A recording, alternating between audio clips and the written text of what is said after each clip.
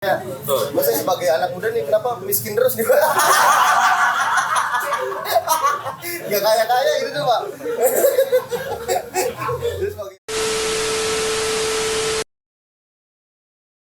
Oke, assalamualaikum warahmatullahi wabarakatuh. Waalaikumsalam warahmatullahi wabarakatuh. Selamat sore teman-teman semua. Selamat sore Pak Andrew. Salam kebajikan bagi kita semua. Shalom, namo budaya dan kebajikan. Nah, di hari yang sore pada saat ini kita kedatangan narasumber di acara acara dari abstraksi. Jadi mungkin buat teman-teman yang belum familiar acara dari abstraksi ini apa. Jadi acara ini berangkat dari keresahan nih Pak, kita sebagai anak muda resah terhadap masa depan kita nih nanti bakal bagaimana. Oke, mungkin sebelumnya bakal kenalan dulu kali ya. Jadi perkenalkan, nama saya Dira, saya adalah Mojang Jawa Barat 2021. Di kesempatan pada kali ini ditemani oleh Pak Andrew, boleh mungkin ya. Pak Andrew kenalan dulu.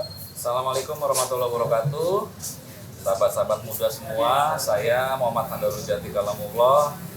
Kebetulan saat ini hadir diundang oleh abstraksi dalam rangka kita ngobrol-ngobrol bareng bersama anak muda Kota Cirebon. Oke, jadi untuk hari ini nih Pak, jadi kita ini bakal berbicara tentang keresahan anak muda, tentang masa depannya nih. Karena kita sering dengar lah ya, kalau misalnya diskusi anak muda ini atau di kelas-kelas, biasanya nih Pak saat saya kuliah atau mungkin lagi nongkrong, kalau Indonesia ini didominasi oleh anak mudanya gitu. Nah, dari mulai kita ini menjadi populasi yang paling produktif, ada kata-kata juga kita ini sebagai agent of change nih Pak. Nah, tapi kita sebagai anak muda yang masih mencari jati diri kita terkadang bingung nih Pak, apa sih yang harus kita lakukan gitu, apa yang bisa kita ambil gitu, sikap apa yang harus kita ambil sebagai anak muda di Indonesia. Nah, kalau bagi saya sendiri dan saya yakin teman-teman juga bisa relate nih, kalau kita ini terus cemas, terus juga kita bingung apakah yang kita lakukan sudah benar. Nah, pastikan kita sebagai anak muda ingin membahagiakan orang tua kita, karena saat kita lahir itu ada doa di mana kita ini supaya jadi seseorang yang bisa berbakti pada orang tua, bisa menjadi aset dan bisa memberikan sesuatu yang terbaik bagi negara ya Pak.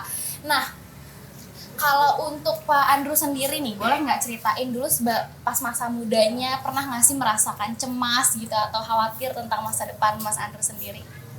Ya, Mbak Dira, pertama tentunya saya cukup juga mengalami ya, karena kita juga dulu generasi di atas generasi milenial ini, saya juga pernah merasakan kalau kata orang Cirebon berada pada titik gamang gitu kan.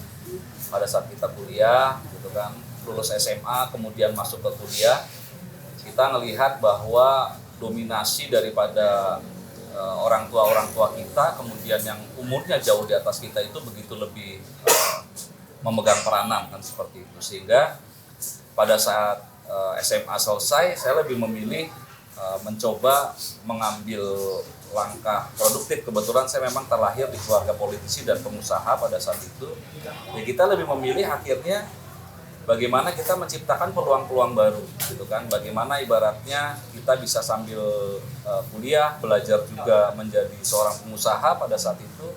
Dan saya termasuk yang lebih memilih mengambil situasi kuliah itu tidak di luar kota akhirnya, karena buat saya pada saat saya tidak seperti Mbak Dira gitu kan diterima di universitas negeri, pada saat itu saya lebih memilih untuk kuliah di kota sendiri, mencari peluang di kota sendiri. Dan alhamdulillah gitu kan, saya kuliah di Unswa Agati yang sekarang ini menjadi Universitas Gunung Jati.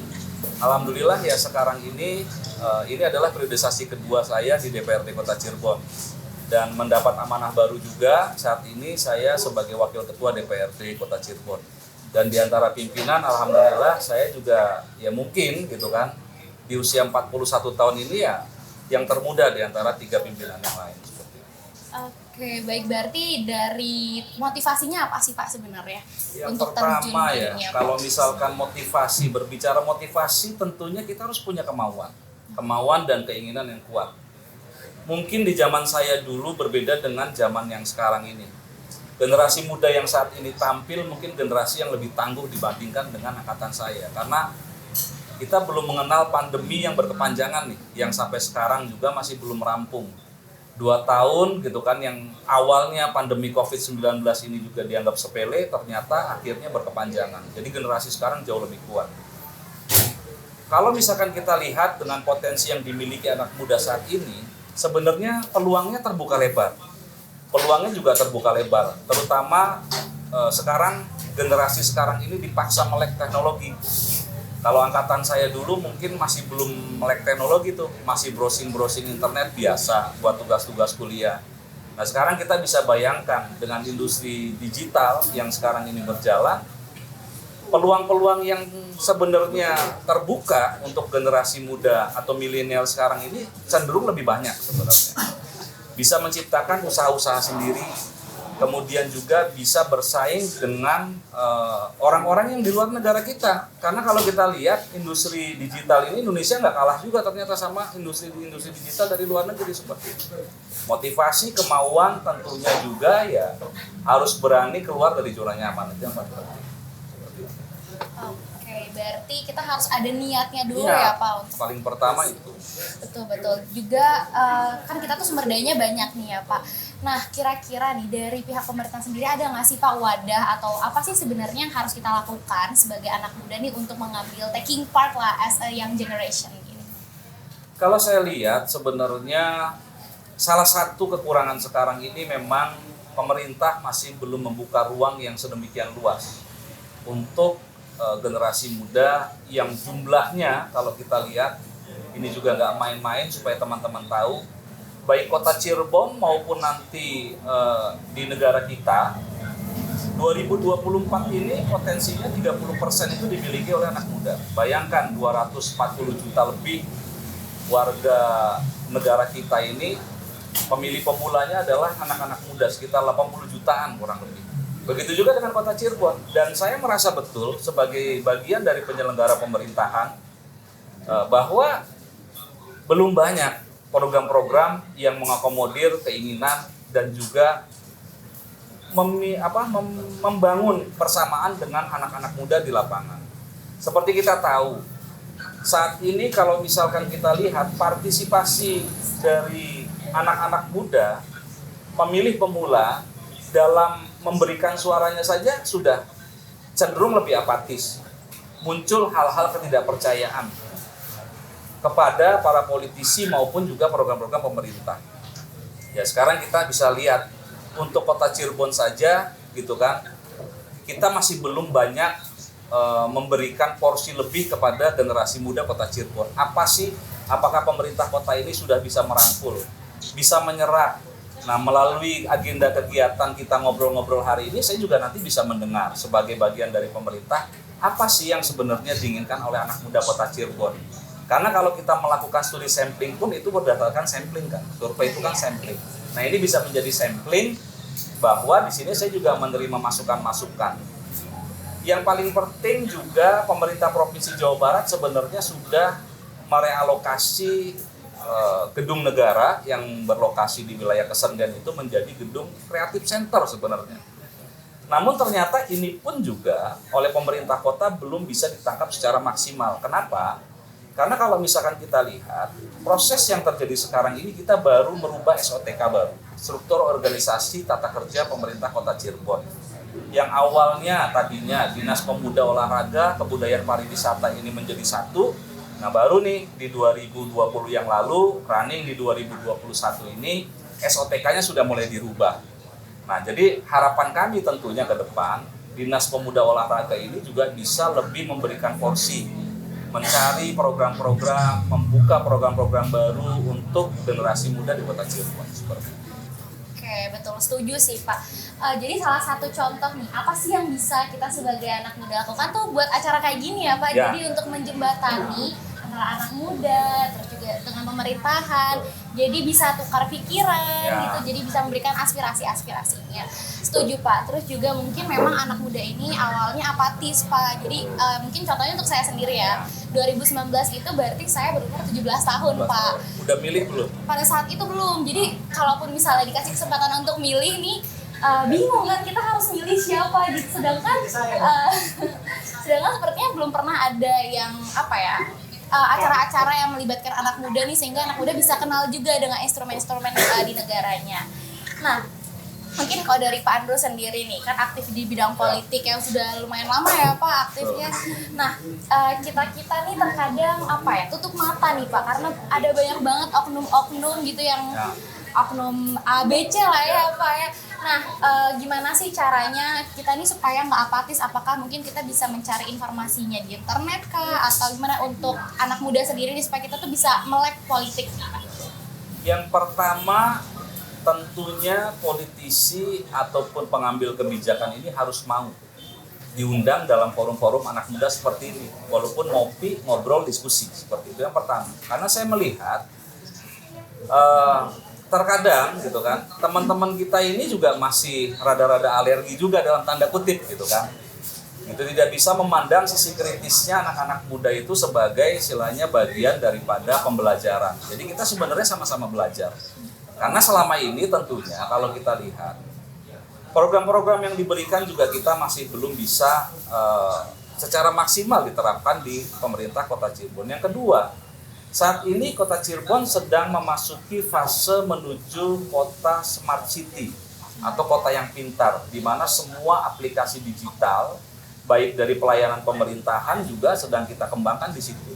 Nah, sekarang bisa dibayangkan teknologi yang berkembang sedemikian cepat kalau tidak diimbangi dengan produktivitas daripada masyarakat Kota Cirebon, pertama juga melek teknologi, maka ini akan menjadi permasalahan-permasalahan yang tidak bisa diikuti oleh anak-anak muda ke depan. Jadi kalau kita berbicara tentang proses, tentunya yang pertama harus dilakukan adalah bagaimana pemerintah kota ini bisa memberikan ruang lebih kepada generasi muda dalam menyampaikan aspirasinya. Sehingga mereka juga memiliki gitu kan tanggung jawab dalam membangun kotanya ke depan dari segala bidang, apakah itu dari bidang budaya, karena kita lihat sekarang banyak sekali anak-anak muda yang menggeluti budaya. Dari sisi kota kreatif, banyak konten-konten positif sebenarnya yang bisa dibangun dalam rangka menjaring individu-individu untuk lebih maju ke depan seperti itu. Betul. Kalau saya sendiri ya Pak, karena saya ini Mojang Jawa Barat kan, Duta Pariwisata Jawa Barat. Pada saat itu juga saya hadir di acara peresmian gedung Creative Center. Nah, cuman memang mungkin pemanfaatannya masih kurang maksimal seperti itu. Waktu itu juga saya pernah nih Pak ketemu sharing-sharing sama teman-teman dari UMKM yang ada di Kota Cirebon. Memang kita bisa survive, tapi mungkin pasti ada strugglingnya ya. Mungkin kalau dari Pak Ando sendiri nih, ada nggak sih Pak kegiatan atau mungkin program kerja yang ingin Bapak lakukan, atau mungkin ingin Bapak kasih ide nih untuk anak-anak muda, ayo dong kalian buat mungkin program kerja seperti ini, atau mungkin ada ide-ide tertentu dari Pak Andrew sendiri kira-kira? Sebenarnya program-program itu banyak kalau misalkan kita lihat. Yang paling contoh pertama adalah UMKM ini di tengah pandemi ini menjamur. Banyak UMKM yang berdiri, termasuk DPRD Kota Cirebon ini salah satu yang memberikan porsi lebih untuk UMKM. Saat ini di DPRD Kota Cirebon kita melihat ada pojok UMKM yang alhamdulillah selama ini juga sudah bisa berjalan maksimal, walaupun dorongan dari pemerintah kotanya juga tentunya membutuhkan maintenance dan pemberdayaan yang luar biasa besar ke depan. Yang pertama tentunya adalah bagaimana mendorong industri pariwisata ini terus bertumbuh. Karena industri pariwisata ini tentunya akan ada korelasinya dengan industri UMKM. Bagaimana kita menarik pariwisata atau wisatawan ini masuk ke Kota Cirebon, kemudian mereka melihat potensi-potensi UMKM yang bisa mereka beli. Seperti makanan, kemudian juga topeng. Nah, kemarin juga di alun-alun Kejaksan kita sudah sediakan juga tempat khusus buat UMKM ini bisa memasarkan dagangannya. Dan ini menjadi sangat penting menurut saya. Kenapa? Karena ke depan kalau misalkan kita tidak melakukan sinergitas dengan berbagai elemen, yang tentunya kalau misalkan kita lihat generasi muda ini memiliki waktu yang lebih luang, bisa sambil kuliah, bisa sambil melakukan usaha-usaha dan lain-lainnya seperti itu. Jadi saya kira ke depan ini banyak hal sebenarnya yang bisa dikembangkan. Tentunya pemerintah kota ini harus bisa menarik minat juga dari para generasi muda ke depan seperti itu. Oke, jadi kalau misalnya di pariwisata sendiri nih ya Pak, kita tuh tetap harus berkolaborasi, bersinergi sama-sama. Jadi bukan hanya akademisinya, bukan hanya dari pemerintahnya, tapi memang semua elemen itu harus berkoordinasi lah ya. Oke. Mungkin dari teman-teman sendiri, apa udah ada pertanyaan gitu atau mungkin keresahan nih yang ingin disampaikan? Seperti konsultan. Ayo, apa? Jangan malu-malu lah, kita santai aja. Gua. Oke, silakan mungkin. Oke.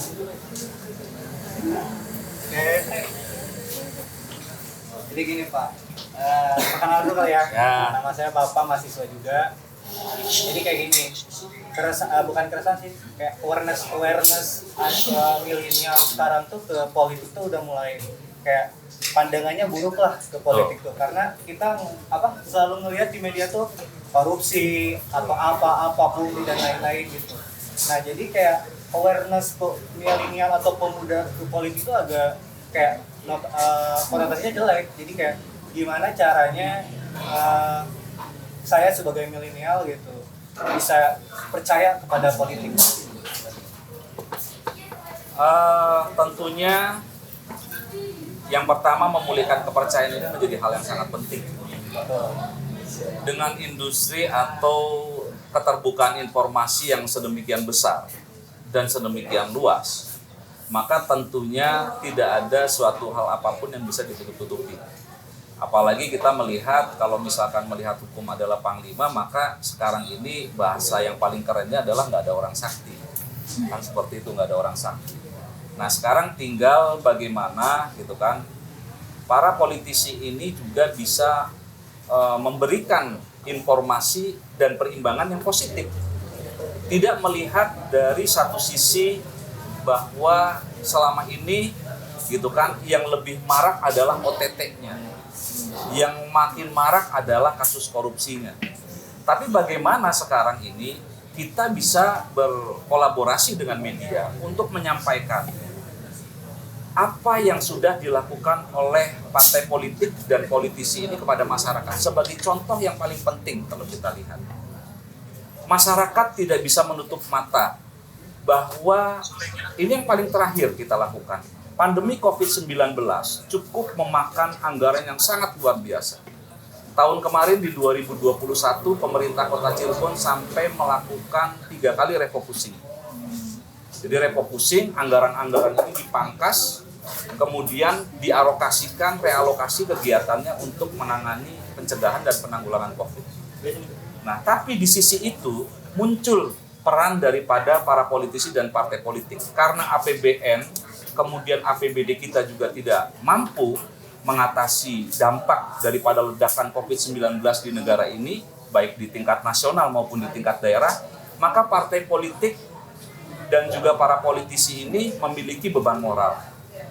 Itu yang harus disampaikan kepada publik, sehingga menjadi berimbang, tidak hanya dari sisi kasus-kasus yang memang dilakukan oleh para oknum tadi, tetapi jauh di situ bagaimana partai politik ini juga bisa menangkap untuk memberdayakan para generasi muda. Misalkan contoh kita memberikan bantuan, kita menggandeng dari kelompok-kelompok mana, misalkan ada kelompok yang memang pecinta kopi, kemudian seperti kemarin saya memberdayakan kelompok para pecinta ikan lohan. Kita bermain di komunitas gitu kan, hal yang sangat sepele tetapi sedikit banyaknya menjadi penyeimbang bahwa tidak melulu yang namanya politik ini identik dengan kotor gitu kan. Tetapi ada hal-hal juga yang perlu disampaikan kepada publik. Banyak politisi-politisi bersih, banyak program-program partai politik yang juga bermanfaat untuk kepentingan masyarakat. Apa yang kita lakukan di parlemen pun gitu, yang wadahnya seperti Kota Cirebon 35 ini banyak, tapi kita sudah bisa mengelaborasi dan membantu dari penanganan dan penanggulangan COVID di Kota Cirebon seperti itu. Baik, terima kasih ya Pak atas jawabannya. Mungkin itu sih, mungkin ada lagi. Tren dulu ya. Jadi mungkin setuju sih ya sama Kak Fafa tadi. Jadi kita tahu semua ini lagi berusaha ya Pak untuk survive di masa pandemi kayak gini. Cuman memang terkadang karena ada oknum kasus 1-2 itu jadi kebaikan dan banyak juga yang memanfaatkan nah, seperti itu. Betul. Jadi pemanfaatan itu juga jangan sampai ada niat terselubung ya Pak. Oke, mungkin selain Kak Fafa tadi teman-teman. Boleh. Baik, lanjut. Jangan ketawa mulu tuh orang. Iya. Untung sih. Betul nih Pak. Ya, Saya sebagai anak muda ini mau nanya nih Pak ya. Betul. Saya sebagai anak muda nih kenapa miskin terus nih Pak? Ya kaya gitu tuh Pak. Jadi sebagai anak muda nih kan tema dari abstraksi kan lekas bertumbuh nih Pak ya. Saya mau tahu nih Pak, gimana sih Pak caranya bisa kaya nih Pak? Biar bisa kaya, apakah saya harus jadi wali kota kah? Harus jadi anggota dewan kah? Dan bagaimana saya caranya biar bisa nikah lagi dulu? Bercanda. Enggak bercanda Pak. Mungkin enggak belum. Ya. Sebenarnya kalau misalkan kaya dan miskin itu relatif ya kalau kita lihat. Jadi ya tadi sudah saya sampaikan, di era yang memang sedemikian berat, tentunya ada plus minus kita dalam melakukan kegiatan usaha. Yang pertama tentunya jangan sampai situasi seperti sekarang ini membuat kita menjadi patah semangat. Seperti itu. Kalau misalkan kita melihat bahwa sekarang kita sulit, tapi kalau misalkan kita turun ke masyarakat ternyata banyak yang jauh lebih sulit. Seperti itu. Pada saat kita berbicara kita susah gitu kan, ternyata banyak masyarakat yang tidak bisa bersekolah kan seperti itu. Jadi tentunya yang pertama adalah mensyukuri nikmat. Karena kalau misalnya kita lihat sehat aja udah menjadi nikmat yang luar biasa. Dan tidak patah semangat itu, kalau kita lihat sebenarnya peluang-peluang yang memang harus kita ciptakan. Kalau kita lihat sekarang, banyak hal yang memang pemerintah kota juga harus bisa menampung aspirasi-aspirasi seperti ini. Kalau kita lihat, belum ada program-program yang selama ini juga membuka ruang untuk para generasi muda dalam melakukan kegiatan usaha. Jadi, kalau misalkan ke depan ini bisa kita sinkronisasi, baik dari program pemerintah, gitu kan, kemudian bisa berdiri di bawah kaki, di atas kaki sendiri. Karena kalau misalkan dulu kita kuliah, dulu termasuk saya kuliah gitu kan di administrasi publik ya, kalau misalkan nggak pengen jadi PNS atau misalkan kita berupaya sendiri gitu kan kesannya kita kuliah tuh pasti pengen jadi pegawai gitu. Ternyata pada saat kita bisa membaca peluang, sebenarnya banyak peluang-peluang yang bisa kita ambil. Contoh kemarin hal yang paling kecil tidak kita sadari, pada saat ekonomi ini tidak menjadi bertumbuh dengan kondisi kita di pandemi COVID-19, tetapi ada sisi lain industri teknologi yang sedemikian makin matang. Yang makin kayanya tuh yang industri teknologi, orang browsing gitu kan, COVID itu seperti apa sih penanganannya. Kemudian juga orang belanja makanan sekarang sudah lebih milih takut gitu kan, akhirnya yang warungannya tadinya open lebih milih mereka sekarang pesannya lewat bisa Gojek, bisa GoFood, bisa GrabFood kan gitu, lewat online deh. Nah, maka peluang-peluang inilah yang harus kita ciptakan. Hal yang paling kecil, warung kopi tambah rame pandemi Covid kemarin. Jadi dengan kata lain gitu kan, ini adalah peluang-peluang yang harus kita buka dengan sendirinya. Nggak bisa kalau misalkan kita, apalagi dengan pandemi kemarin banyak yang di PHK kan seperti itu. Banyak bantuan-bantuan sosial yang kemarin juga kita kritisi ternyata tidak tepat sasaran. Nah, maka peluang-peluang inilah yang saya kira juga harus dibuka. Memang tidak ada kesuksesan yang instan, kan seperti itu. Saya 2 kali tadi saya sampaikan awal pun juga tidak melalui proses yang langsung berada di atas, kan seperti itu. Kita merangkak dari bawah, tetapi tadi punya kemauan, bisa membaca peluang. Nah, tinggal kita lihat nih, peluang-peluang apa sih yang bisa kita ciptakan ke depan. Mungkin masih belum nemu jalannya, kan seperti itu. Tapi nanti mudah-mudahan bisa makin sukses lah. Amin. Nah, kalau nikah lagi, ya saya kira belum nikah. Nggak pernah. Iya, Masih Pak. Yuk. Oke.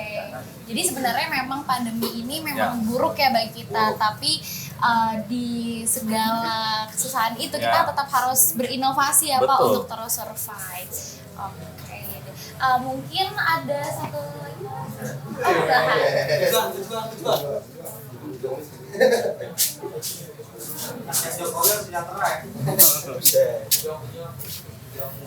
Terima kasih atas waktunya, Mbak. Ya, Saya memperkenalkan diri dulu. Saya Muhammad Iqbal Fadila, Mas Iqbal ya. Universitas Sodai Gunung Jati, Mbak. UGJ. Satu alma mater. Saya Baik, Pak. lulusan UGJ soalnya. Saya kebetulan sekarang lagi mengikuti program dari Kementerian Sosial, Oh Pak. gitu. Yang dimana program tersebut bernama Pejuang Muda, Pak.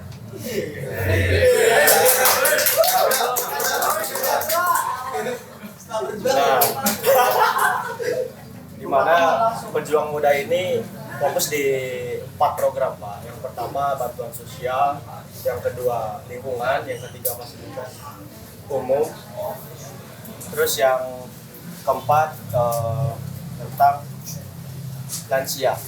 Nah, kebetulan Bapak tadi menarik lah gitu istilahnya kata-kata Bapak yang memang memberdayakan, Ya. terus perihal bantuan sosial dan sebagainya. Kebetulan saya ditugaskan di Argasunya. Kebetulan Bapak Ya. juga kan di Nah, Kota Cilegon ya, Pak ya. Iya.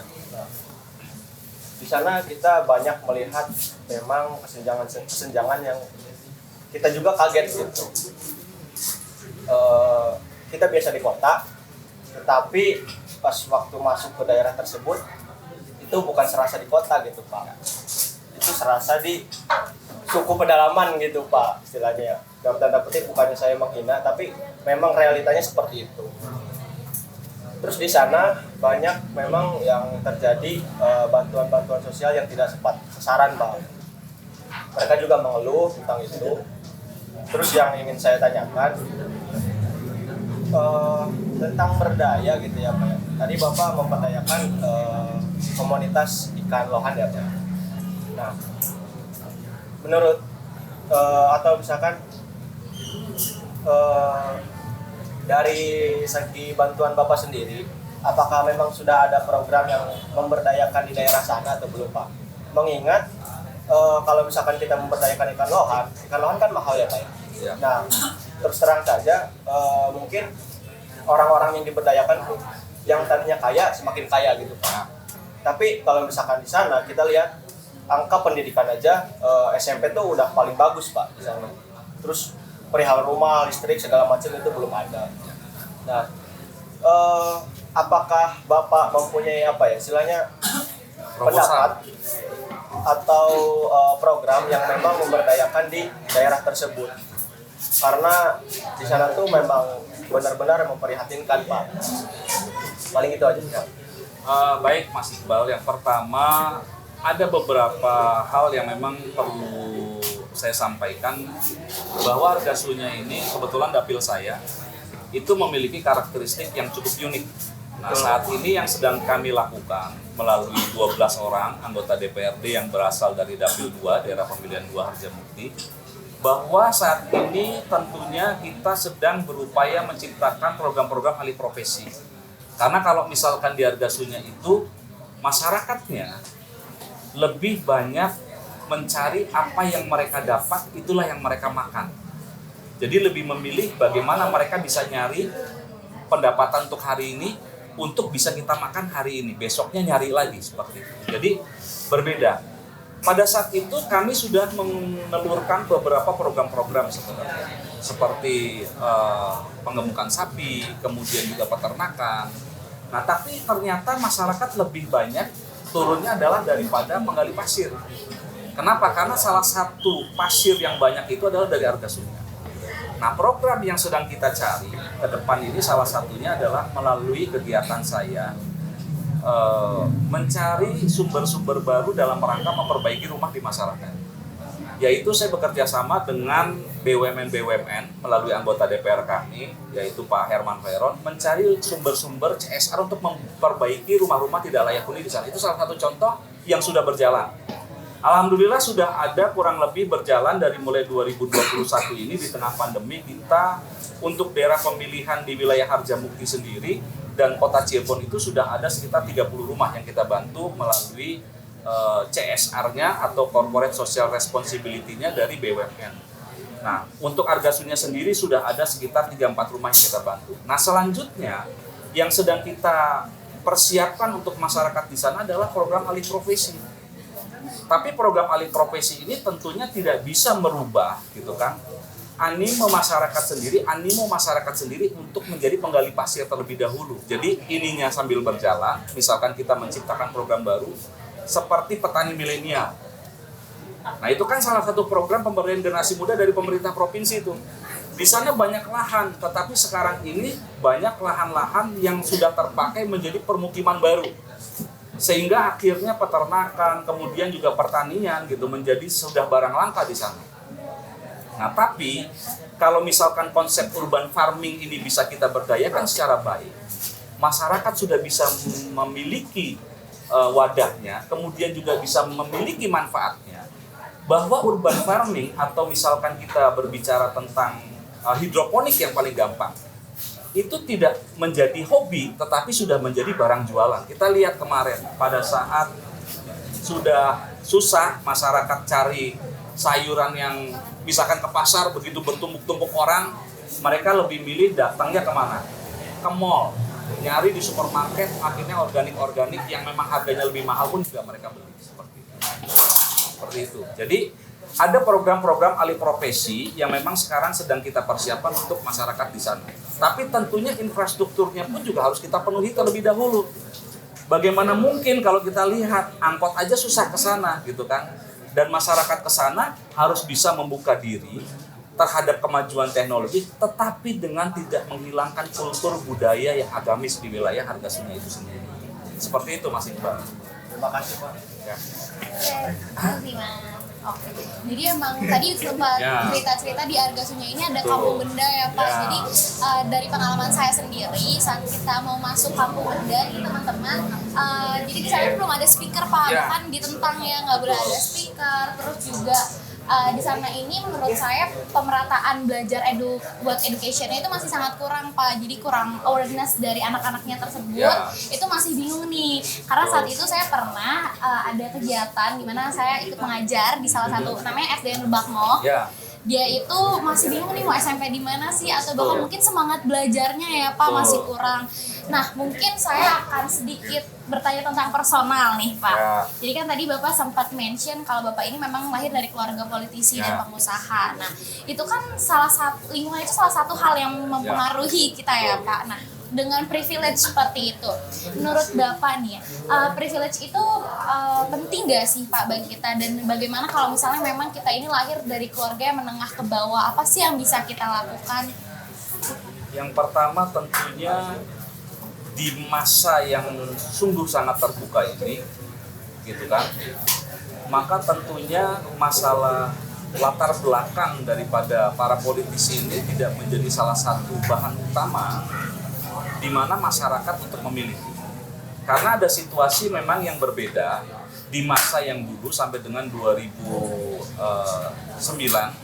sampai dengan 2004. Kemudian 2009 kita sudah melakukan pemilihan secara langsung, di mana di situ yang dipilih adalah personalnya. Jadi bagaimana istilahnya para politisi ini meningkatkan kapasitas mereka bisa turun berkomunikasi dengan masyarakat, maka secara otomatis itulah yang akan menjadi keterpilihan mereka di masyarakat. Kalau misalkan latar belakang, kita bisa belajar tuh. Kalau kita browsing di internet, nah sekali lagi teknologi nih browsing, ada salah satu anggota DPRD di Kota Bandung yang modalnya cuma 3 juta, tapi bisa terpilih. Jadi sebenarnya sisi-sisi pragmatisme di masyarakat, ya kalau kita lihat zamannya sekarang zaman susah, sisi pragmatisme ini biasanya lebih cenderung muncul pada saat pemilihan legislatif, pada saat pemilihan kepala daerah gitu kan. Saya mencontohkan pada periodisasi pertama gitu kan, saya lebih mendapat suara itu hanya di bawah 1.000. Tapi pada saat saya terpilih menjadi anggota DPRD, saya lebih banyak proses itu turun ke masyarakat secara langsung. Turun ke masyarakat secara langsung, bahkan dari 78 RW yang ada di Dapil 2 Harjamukti, saya sudah berkunjung selama 5 tahun itu di 58 RW. Alhamdulillah gitu kan, karena saya rajin turun ke masyarakat, menyerap aspirasi dari masyarakat, Maka pada saat 2019 yang lalu perolehan suara saya menjadi yang terbesar kedua sekota Cirebon, kurang lebih di 3.339 suara. Jadi itulah mungkin kalau misalkan kita lihat bagaimana politisi ini bisa meningkatkan kapasitas mereka melalui tatap muka, memberikan program-program dan meminimalisir janji di masyarakat. Karena masyarakat sekarang ini sudah berbeda nih. Jadi kalau sudah janji mereka akan lebih apatis, gitu kan? Kalau janji sih paling nanti sama seperti yang lain kan seperti itu. Jadi bukti yang nyata di masyarakat inilah yang akan lebih banyak dipegang oleh mereka seperti itu. Jadi latar belakang sebenarnya tidak terlalu berpengaruh juga sebenarnya. Banyak yang ibaratnya anaknya orang berada, latar belakangnya juga bagus, pada saat ditarungkan di lapangan tidak terpilih kan seperti itu. Bener banget sih Pak, karena saya sempat baca-baca ya Pak di internet itu kadang ada nih politisi yang butuh kita cuman pas udah mau pemilihan gitu kan, baru belusukannya pas mau pemilihan, ntar setelah dipilih malah lupa gitu biasanya kayak gitu. Oke. Nah nanti nih Pak kedepannya sebelum lanjut nih mungkin akan ada 2 slot pertanyaan lagi mungkin dari teman-teman. Boleh kita share dulu ya.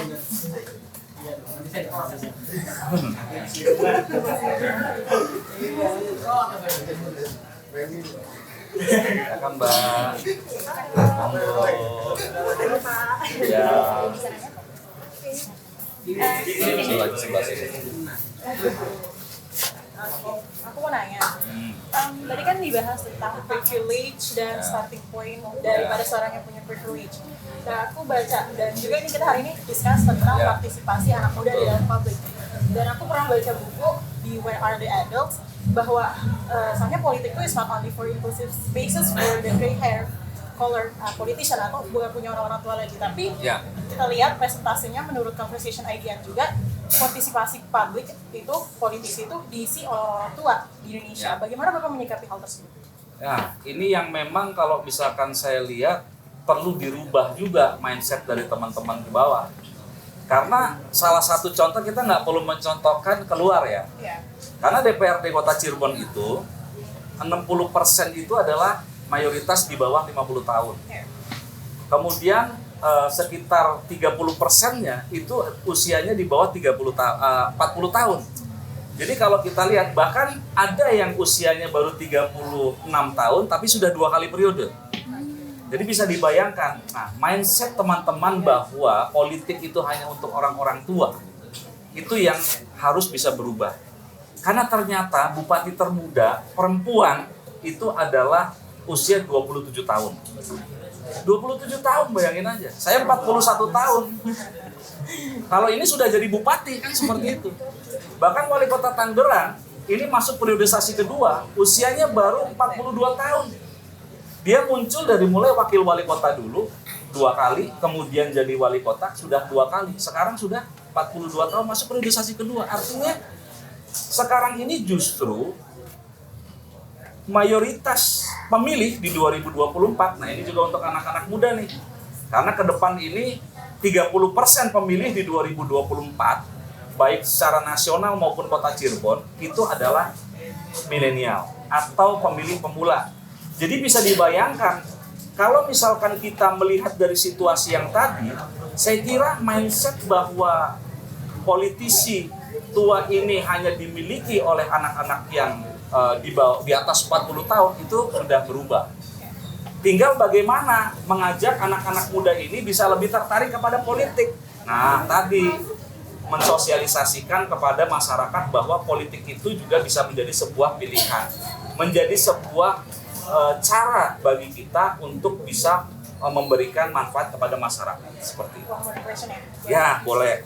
Jadi kan, tapi kan kalau di situ anak-anak muda partisipasinya meningkat gitu di 2024 berkat hadirnya milenial atau pemilih milenial. Kita kehilangan sosok AOC di sini Pak, di Indonesia kan. Benar. Karena memang politik itu di sini paradigma orang-orang kan berpikir anak-anak muda. Politik is all about business and politik is all about money. There's an oligarch. Betul. Nah, itu gimana sih Pak menanggapi bahwa ya politik tuh nggak cuma oligarki, it's not about business, and it's not about privilege gitu, tapi lu bisa gitu, orang biasa juga bisa di politik. Kalau misalkan kita lihat sebenarnya itu yang selalu mewarnai perjalanan para politisi di Indonesia. Nggak cuma Indonesia sebenarnya. Di luar negeri pun sama. Cuman bedanya kalau misalkan di luar negeri biasanya dia mapan dulu, baru terjun ke politik. Kan seperti itu. Tapi tidak sedikit juga gitu kan anak-anak muda yang mencari peruntungan di politik. Nah maka menurut saya gitu kan sekarang ini kembali kepada niat. Kembali kepada niat pada saat istilahnya para politisi ini mencalonkan. Dan bagaimana partai politik ini bisa memfilter latar belakang para politisi yang akan disampaikan kepada publik. Karena satu hal gitu kan, saya sepakat pada saat dulu rame-rame bahwa ya mohon maaf gitu kan, mantan narapidana harusnya nggak boleh nyalon. Kan seperti itu. Nah karena ini juga akan menimbulkan budaya, kan kemudian akan memberikan juga image yang kurang baik kepada generasi muda di bawah. Kenapa? Gitu kan, mereka yang seharusnya bisa lebih punya peluang untuk ikut dalam partisipasi politik tadi akhirnya menjadi tergerus kembali oleh teman-teman yang memang sudah lebih dulu turun. Jadi seperti itu. Saya setuju. Tinggal bagaimana tadi pemerintah ini bisa lebih merangkul, bisa lebih mensosialisasikan, dan media ini bisa lebih memberikan sarana pembandingan bahwa tidak banyak yang buruk ya, tapi yang baiknya pun juga banyak seperti itu. Terima kasih. Itu Mbak. Oke, boleh satu pertanyaan lagi ya?